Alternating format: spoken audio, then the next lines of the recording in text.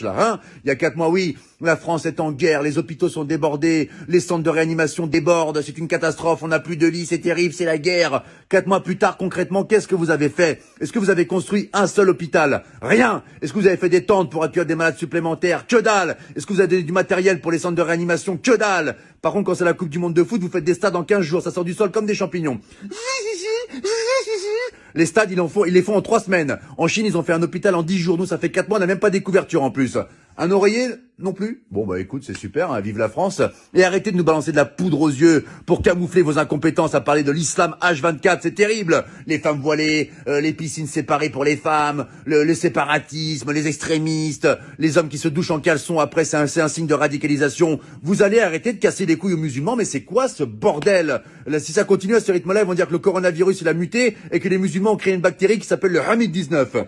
Nous sommes avec Jérémy qui a été infecté par le Hamid-19. Pouvez-vous nous raconter votre calvaire, Jérémy? Bah, ça a commencé par la barbe qui pousse toute seule, alors que je suis un berbe à la base, donc c'est un peu incohérent, vraiment. Et après, les premiers symptômes, j'ai dit des mots d'arabe en pleine nuit. Je me réveillais, Allahu Akbar! Et là, vraiment, c'était vraiment difficile. Et le point final, ça a été quand je mangeais avec maman. Elle m'avait préparé un cassoulet, c'est une bonne vivante, maman.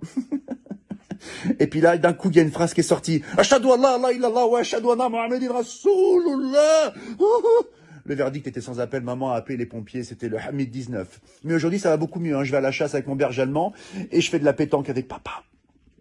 Voilà, c'était Jérémy qui a été infecté par le Hamid-19. Laissez les musulmans tranquilles, c'est insupportable. On a l'impression qu'il y a que eux qui existent dans le monde, vous les massacrez H24. Là, je m'adresse au peuple de France. Il faut qu'on défende nos frères musulmans, ce sont des Français à part entière comme nous. C'est comme si on laissait un gamin à l'école se faire tabasser par 10 personnes et qu'on réagissait pas. Il faut qu'on les défende, d'accord? Les médias se servent d'une minorité pour salir une majorité. Ils leur cassent les couilles. La plupart des musulmans, ils sont en France, ils sont sans problème, on les entend jamais. Ils veulent une vie tranquille comme vous, comme moi, comme nous tous.